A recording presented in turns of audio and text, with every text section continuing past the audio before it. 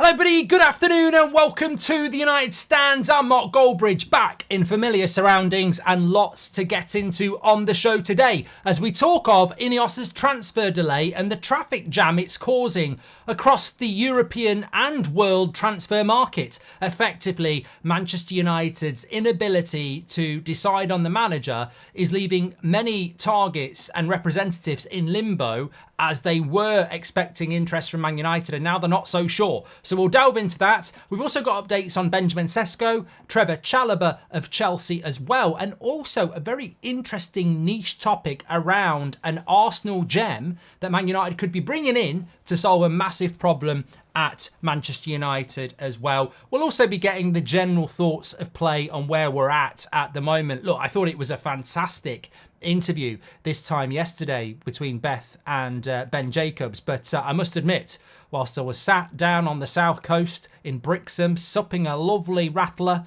which is a cider, I did have a concern when Ben Jacobs said that we would know either yesterday or today about Ten Hag. I never personally felt that was going to be the case, but we'll delve into that as well. Although I do want to just do a very, very quick did you know. This is incredible. I'm just going to leave, this is not what we're talking about, maybe we can come back to it, but this is incredible to me.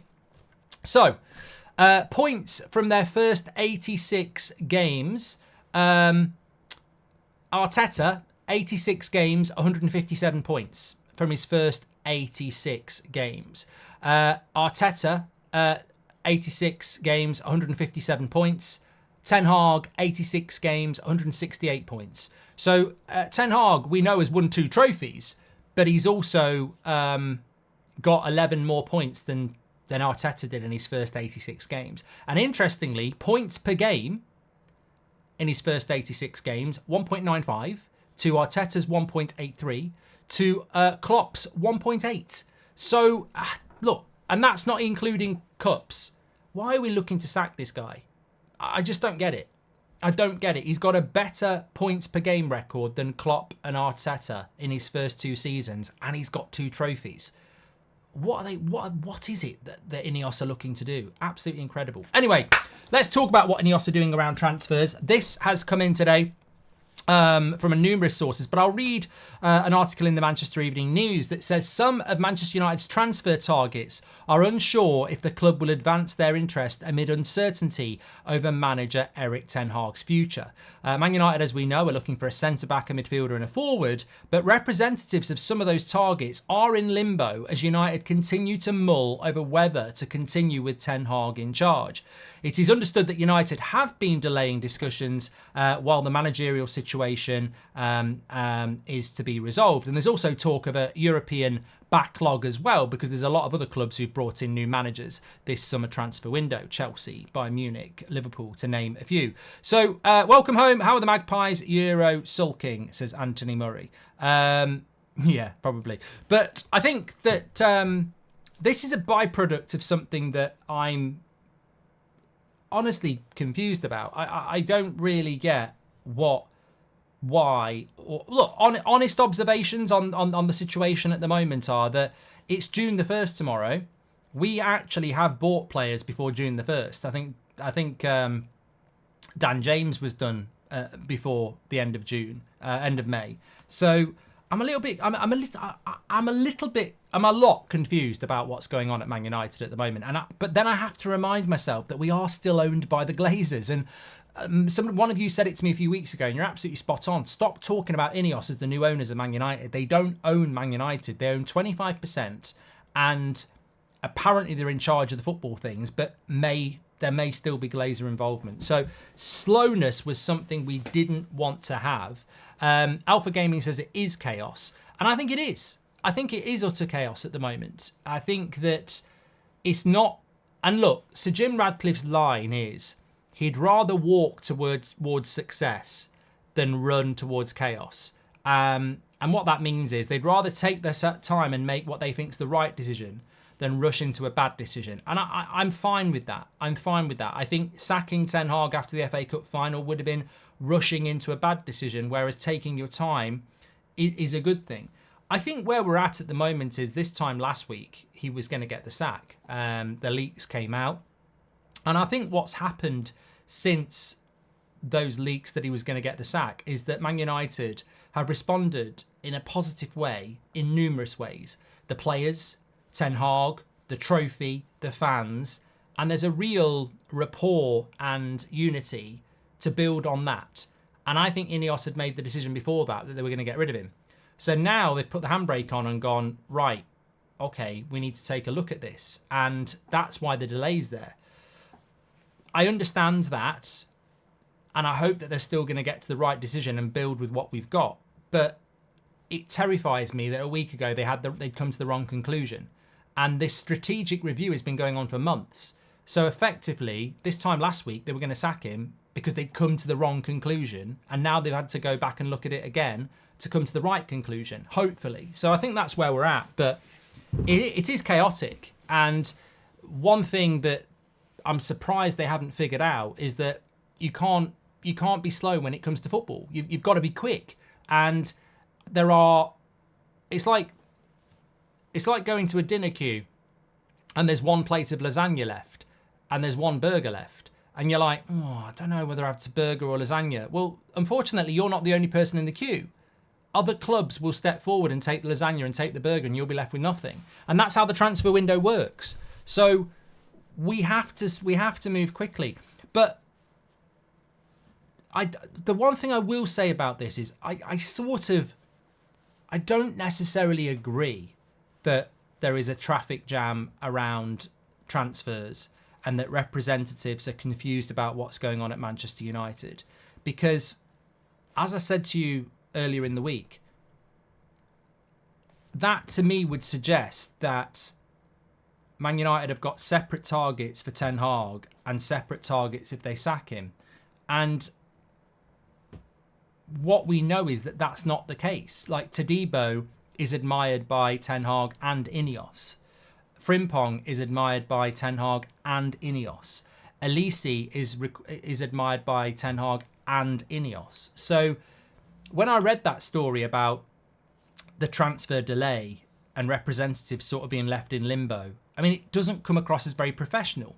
But then I was like, but that would mean that if we sack Ten Hag, then all those players, we're not going to buy them anymore. Whereas I think a lot of these players have been given the sign-off by Eric Ten Hag, but also by INEOS.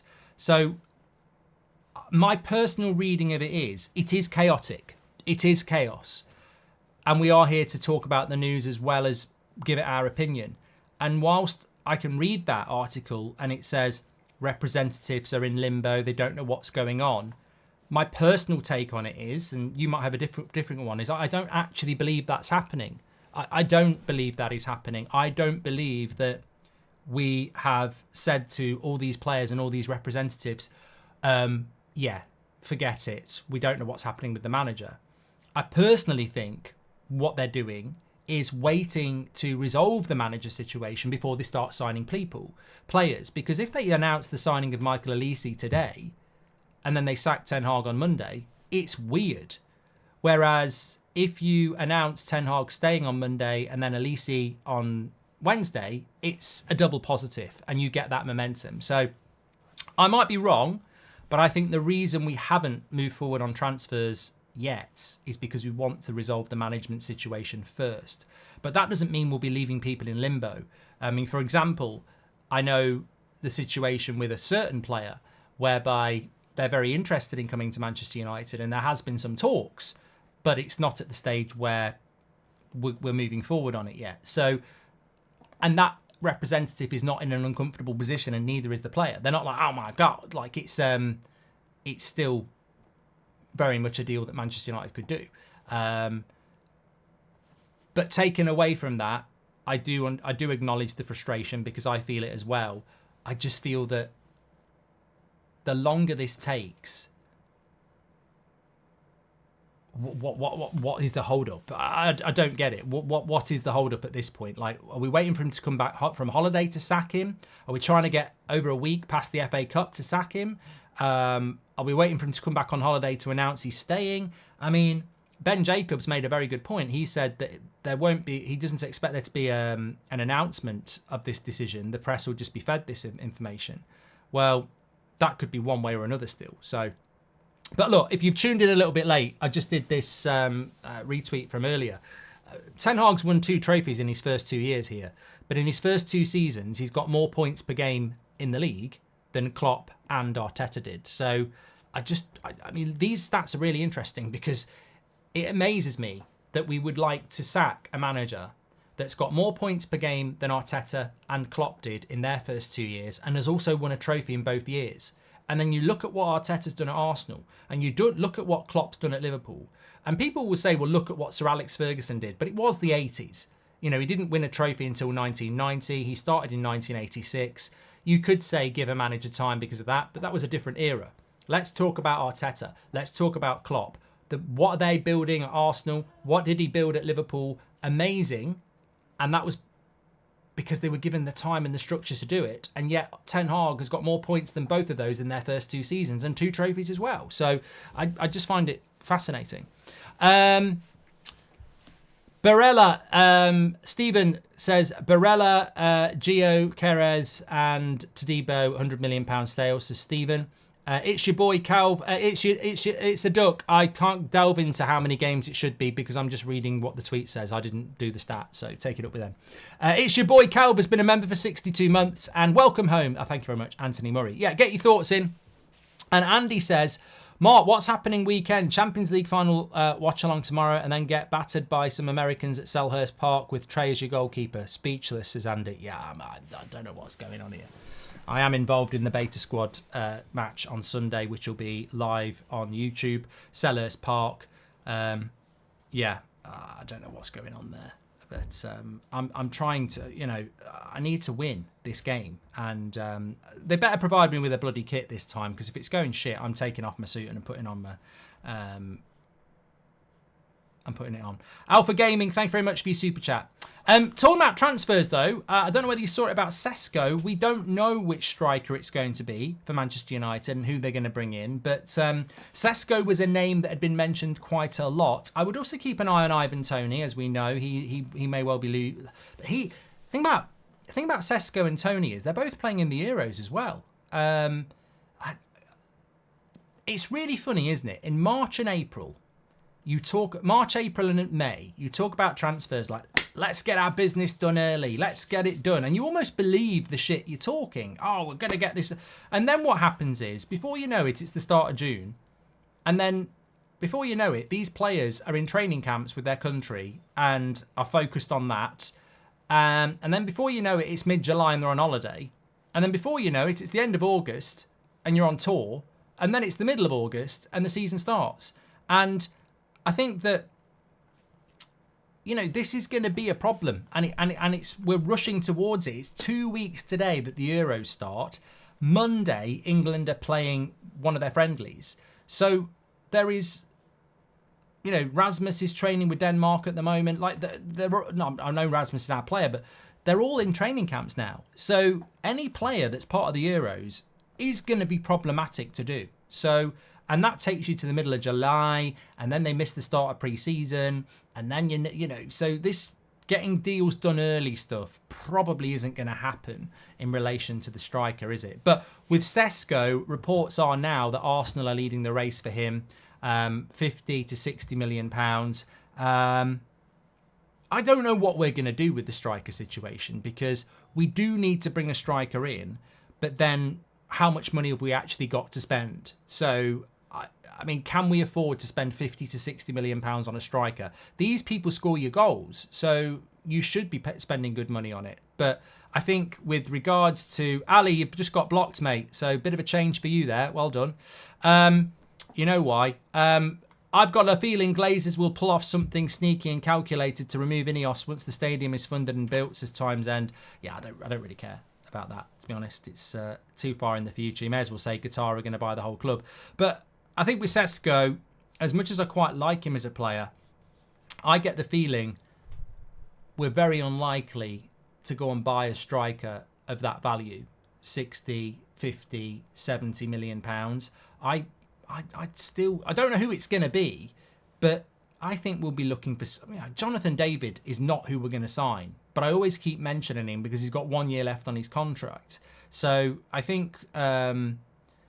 I'd probably keep an eye on this striker situation, because ultimately it's one of the more interesting signings we're going to make, but nobody really has an idea who it's going to be. It could just be a name that comes from left field. What's your opinion on, Harry, I'm not reading that out.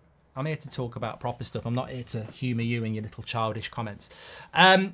Chalobah, Trevor Chalobah has been mentioned in relation to Manchester United as well. What are your thoughts on this? Just generally give me your thoughts on him, because he actually had a very good end to the season with Chelsea. And, you know, again, he's another player that I think Chelsea would be looking to sell as pure profit. 24 years of age.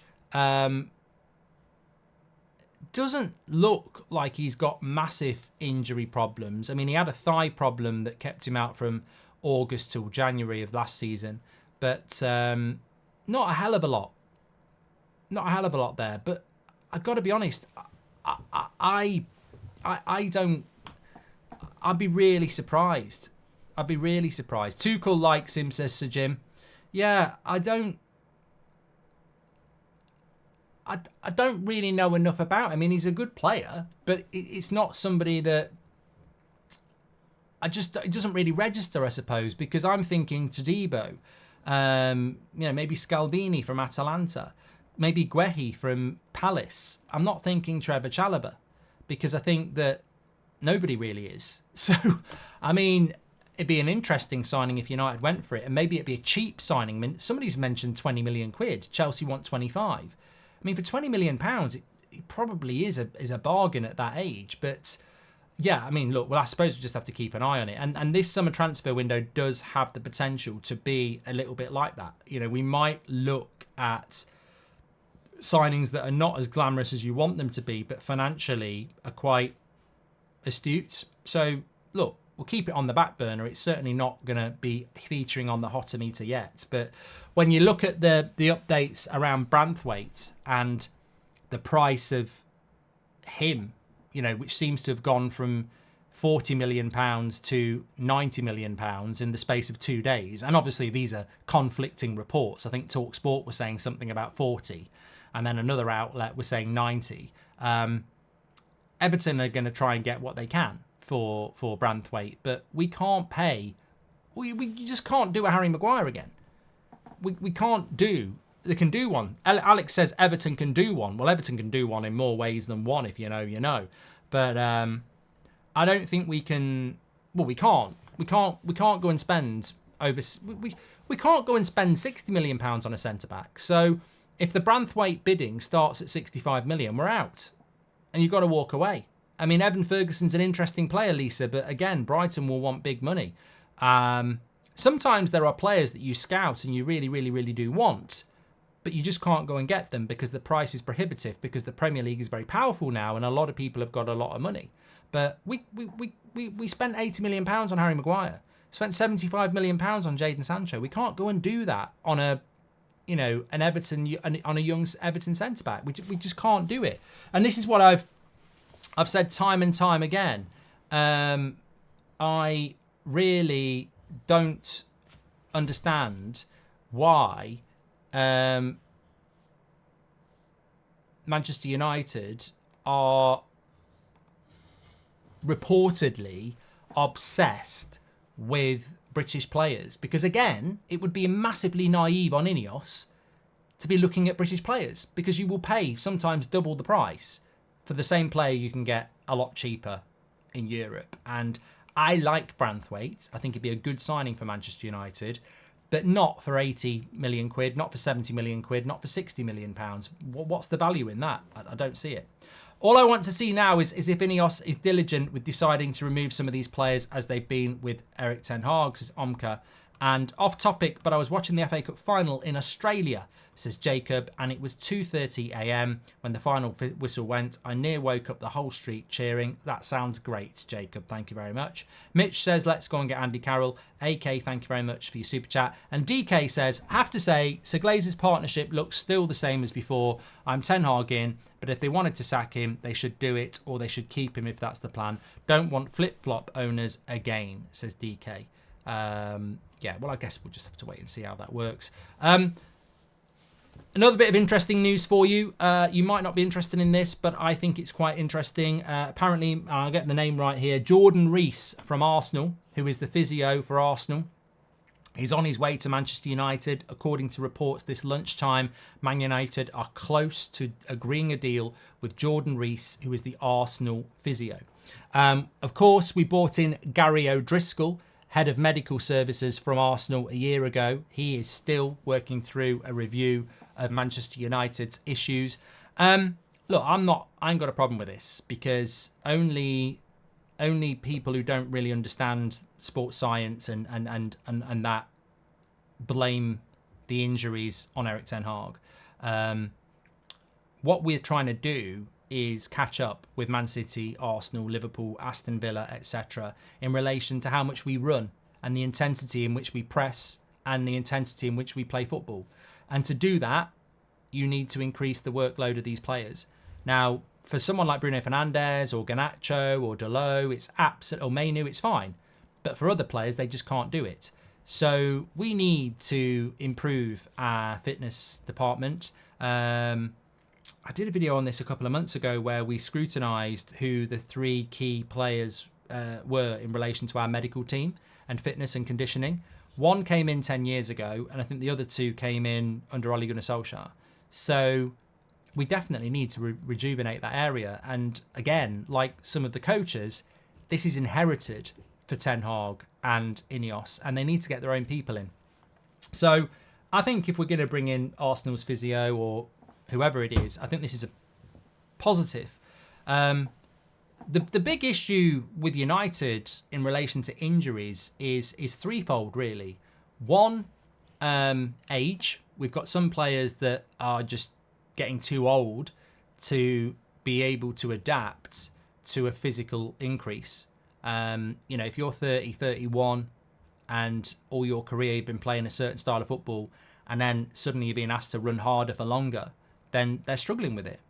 You've also got some players that have historically had injuries and have become quite injury prone, so they're struggling with it as well. And then the third reason they're struggling with it, some of them, is the style of football.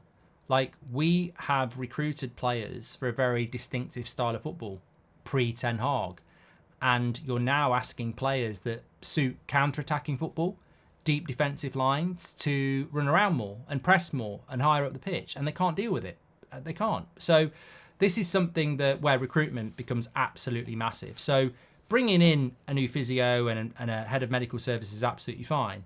But the early feedback to INEOS back in January was that the squad, the makeup of that squad isn't right for the way we want to play. And the reason for that is because there's a lot of players here that have been inherited from previous coaches who don't suit the way that Arsenal or Liverpool or Man City run. And it's not even style of play, it's intensity. All the top teams now are running longer, for harder, for longer and faster. And a lot of our players suit Thomas Frank. They suit Sean Dyche. They suit counter-attacking football, deep defensive lines. So recruitment's massive here. We already, and anybody wants to say, oh, it's the way the players are trained. Well, it's not, because we've got certain players that really aren't getting injured all the time and do suit it. As I said, Garnacho, Mainu, Rasmus, Bruno, Dalot. In the main, they don't really get injured and they can do it week in, week out. We need to bring in more players like that. So recruitment's key. And with the younger players coming through, they're doing it in the youth teams already. So the reason that people like Mainu and Garnacho have adapted quite well is because they're used to these workloads, because it's been fed down from the first team to the youth setup 2 years ago when Ten Hag came in. But we still need to remove the players that can't do it. So bringing in a new physio is great. The assessment of the medical services is great. But I do think we've been very, very unlucky with the amount of injuries that we've had. But I guarantee Gary O'Driscoll will have fed it back to INEOS that the amount of injuries we've had in some ways isn't shocking, because we're trying to get more out of players who actually can't do it. What we need to do is remove these players and bring in players who can. Look, if you replace Varane with Todibo, with all due respect, Varane is better, but Todibo will stay fitter because he's more suitable to that. If Sancho wants to stay at Dortmund so badly, then what? But the wages are their issue. Would he not take a pay cut, says Cole? Absolutely don't want him back at United. Well, I saw this stuff. I mean, I don't want to go over old ground. I know Beth spoke about it this morning, but I saw this Sancho stuff, and apparently he won't apologise because it's accepting that he's bad in training. And mate, Ten Hag just wanted an apology because of what you did. I mean, you play for Man United. You paid a lot of money to pay for Man United. Apologise or fuck off. Who do you think you are to not apologise or want to do it on terms? Like, at the end of the day, you tweeted something out. Apologise and then find a way through it like a grown-up. Like, just apologise for the tweet. I didn't really understand what that article was all about. It was all about his background and his upbringing, and apologising is something he doesn't want to do. Well, fuck off then. You know, with the best will in the world, if you didn't apologise to Pep Guardiola, you'd be in the same place. If you didn't apologise to Jurgen Klopp or Arteta, you'd be in the same place. This is high-end professional football. Apologise or leave. But you can't... there has to be discipline. Like, you can't tweet stuff like that and not apologise for it. Now, maybe if you had apologised, there might have been an apology coming in from Ten Hag or some sort of discussion. We don't know. But, look, as soon as I saw that this morning, I was like, we don't need to go back down this road again. We really, really don't. He's doing well at Dortmund. I don't know whether I want him to win tomorrow night, to be honest with you. Do I want Dortmund to beat Real Madrid? I sort of do, because they're the underdog. But then, on the other hand, I like Jude Bellingham, which is weird because Real Madrid have won it so many times. I probably do want Dortmund to win it. But, I mean, I just don't care about the Sancho stuff. I feel like we've moved on from that. I've heard enough. Man United through and through says, I've heard enough to say we will have a 4 out of 10 window this summer. How long before Ten Hag will get sacked? This club is amateur at best. Eric Ten Hag in. What if it's Arsenal plan to sabotage us with Jordan Rees, says Danielle? No, I mean, I think if we are bringing him in, then, you know, it continues United's approach to try and bring the best of the best in. Barada from Man City, Ashworth from Newcastle, O'Driscoll from Arsenal last summer. You know, if we get the physio this summer. Mario Franco says, who has paid De Zerbi's release clause? The silence worries me. Yeah, I mean, De Zerbi to Man United would be crazy. I'm not going to repeat myself on this, but the managers that are available terrify me. I mean, McKenna's signed that contract at Ipswich now. I would have took McKenna over Tuchel and De Zerbi every day of the week. And I didn't want McKenna. I felt it was too early. But I would have took McKenna over De Zerbi and Tuchel every day of the week. So not only don't I want Ten Hag to be sacked, but if they do sack him, the guy I would have took is now staying at Ipswich. So it just gets worse. And I didn't want McKenna. I want Ten Hag to stay, but I'm saying I would take McKenna over De Zerbi and Tuchel every day of the week. I don't want Pochettino, obviously, either. There was something else I wanted to talk about. I completely forgot. Let's go, Chalobah. Oh, yeah, the Benny McCarthy story about whether he's going to go or not. I guess we'll just have to wait and see. I just want them to win for Marco Reus. I love him, says the Irish legend. And... we've read that as well from Man United through and through.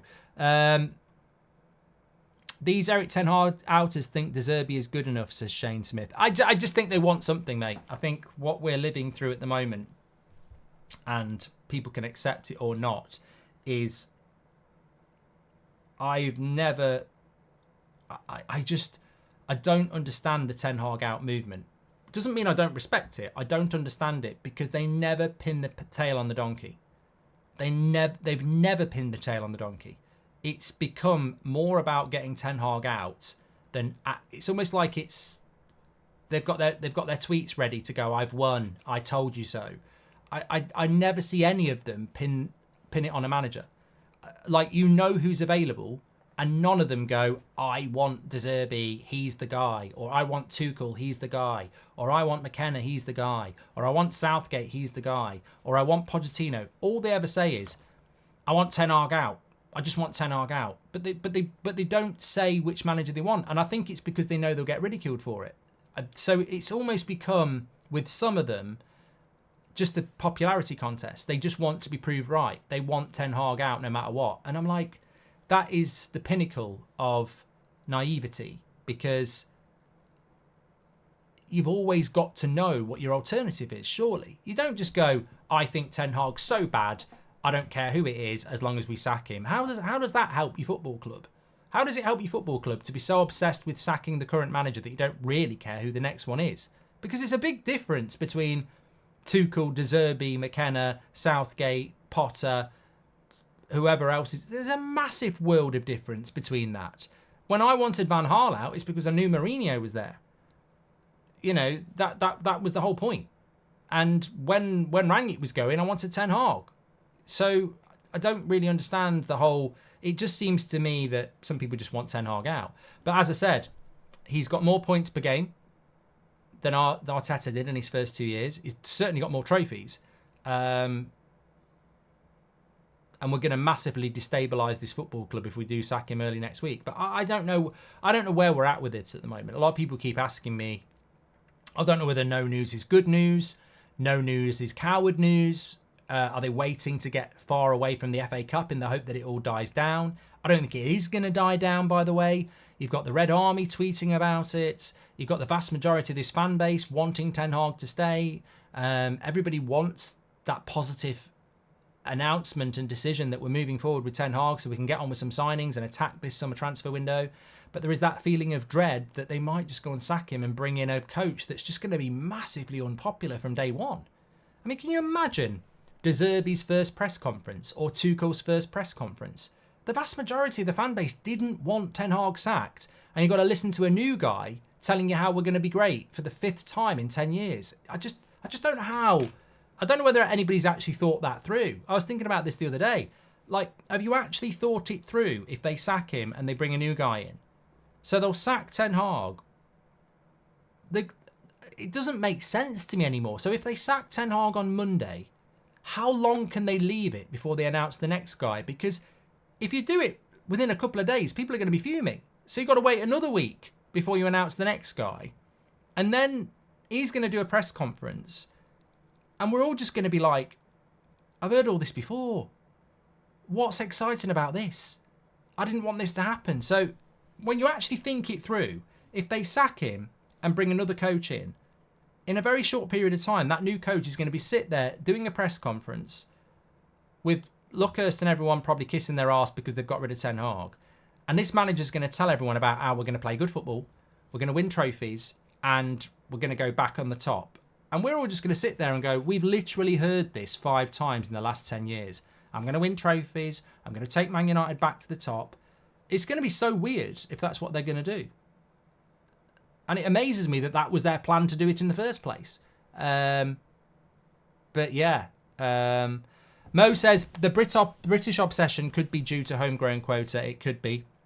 And Kevin says, my theory is we keep Ten Hag for his last year, and if it goes wrong, we will get McKenna from Ipswich, says Kevin. I don't mind that. I don't mind that. I've said that before. I don't mind that. Jack says, people online are saying Sancho is too good for Man United and leaving was the best decision he made because he'd never touch a Champions League final here and Ten Hag should apologise to the mighty Jadon. Idiots, Jack. He was here for 3 years and did next to nothing under 3 different managers. I just want... so, yeah. But... Player FC is never going anywhere, is it? You know, you say something negative about Marcus Rashford and you'll get attacked by Player FC. Player FC is not going to go anywhere. It's part of the modern game. I wouldn't say I ignore it, but I don't really understand it. We'll always have that. We'll always have that Player FC. I don't think there's a player in the Man United team that doesn't have a Player FC. De Gea had it. Martial had it. Pogba had it. Maguire's got it. McTominay's got it. There is always a group that revolves around a player. Some are bigger than others, but